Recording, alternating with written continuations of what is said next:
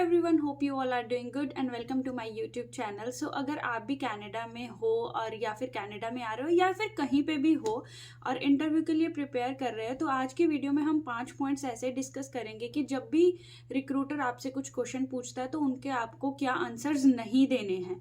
तो आज की वीडियो में यही सब डिस्कस करेंगे। तो चलो विदाउट वेस्टिंग टाइम स्टार्ट करते हैं वीडियो।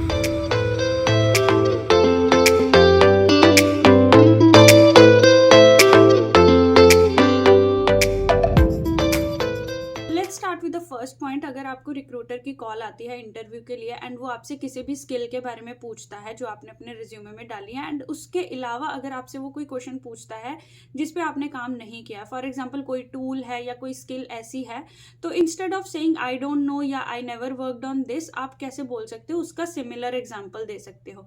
जैसे मैं आपको एक एग्जाम्पल देती हूँ। अगर आपसे रिक्रूटर ने पूछा कि आपने इस टूल पे काम किया है और आपने नहीं किया, तो आप ऐसे मत बोलियो no I never worked on this.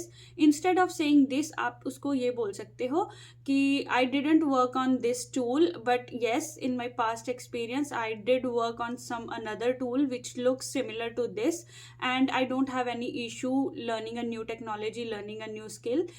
तो इससे क्या होगा कि आपका इंप्रेशन थोड़ा अच्छा हो जाएगा कि हाँ, ये पर्सन सीखने को भी रेडी है।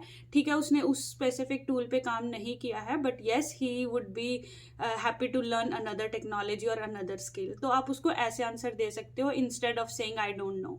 सेकेंड क्वेश्चन रिक्रूटर आपसे नहीं पूछता है। रिक्रूटर नॉर्मली क्या है, आपको कंपनी के बारे में बताता है जब भी वो आपको कॉल करता है कि उनकी कंपनी क्या करती है। तो उसका सुनने से पहले आपको ये क्वेश्चन उससे नहीं पूछना है what does your company do. Always always always always prepare करो। जब भी कोई इंटरव्यू देते हो, जिस भी कंपनी का देते हो, उसके लिए थोड़ी सी रिसर्च करो कि एक्चुअल में वो कंपनी क्या कर रही है, एंड उसके लिए 2-3 क्वेश्चंस प्रिपेयर कर लो कि उनकी प्रोजेक्ट्स क्या है, लास्ट ईयर उनका क्या रेवेन्यू था। तो ऐसे 2-3 क्वेश्चंस खुद प्रिपेयर करो। अवॉइड आस्किंग क्वेश्चंस कि आपकी कंपनी क्या करती है। तो ये है सेकेंड थिंग जो आपको माइंड में रखनी है। Coming to the next point, हम बहुत यूज करते हैं I am a quick learner, adaptive to any kind of environment. तो ऐसे फ्रेजेस यूज करना अब छोड़ दो। अगर आप एक्सपीरियंस्ड हो गए, तो मैंने भी यही चीज अपनी लाइफ में सीखी है इंटरव्यूज देने के बाद।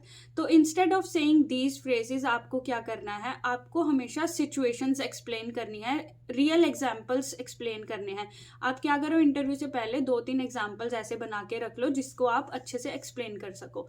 And use star methodology. Star methodology क्या है, S for situation, T for task, A for action and R for result.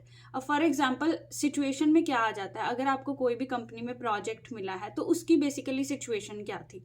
For example आपको किसी भी पेज पे आपको साइन अप का प्रोसेस दिखाना है। It's just an example. आपको एक पेज पे साइन अप का प्रोसेस दिखाना है, कहीं पे ऐड आ रही है। उसके बाद सिचुएशन में आप ये बोल सकते हो कि हाँ, एक एडवर्टीजमेंट थी, उस पर हमको साइन अप प्रोसेस करना था।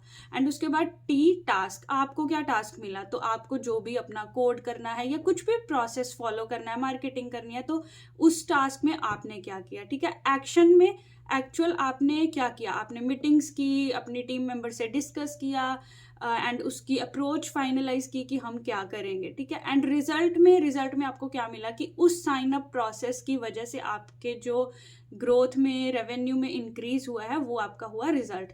तो ऐसे आप कोई भी सिचुएशन जो है वो एक्सप्लेन कर सकते हो। आप अपने अकॉर्डिंग, अपने पास्ट एक्सपीरियंस के अकॉर्डिंग 1-2 एग्जाम्पल रेडी करके रखो। जब भी कोई इंटरव्यू हो तो आप उसको ऐसे एक्सप्लेन कर सकते हो।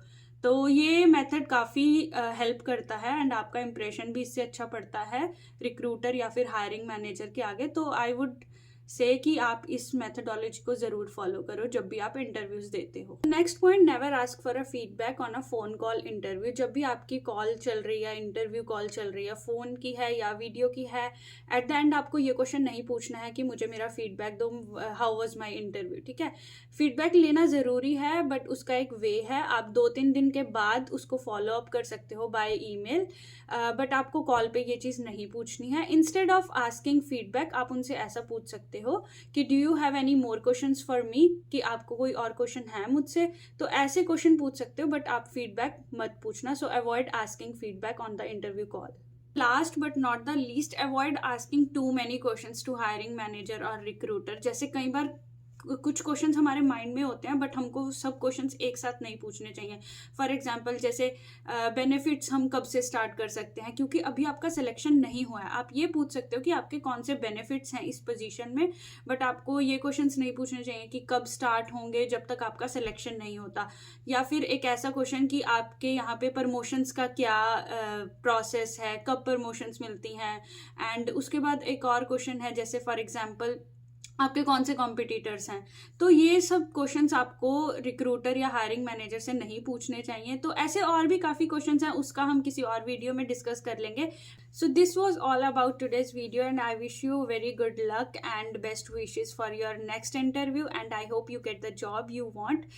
सो मिलते हैं नेक्स्ट वीडियो में। स्टे ट्यून्ड, तब तक के लिए stay happy, stay healthy, take care, bye bye.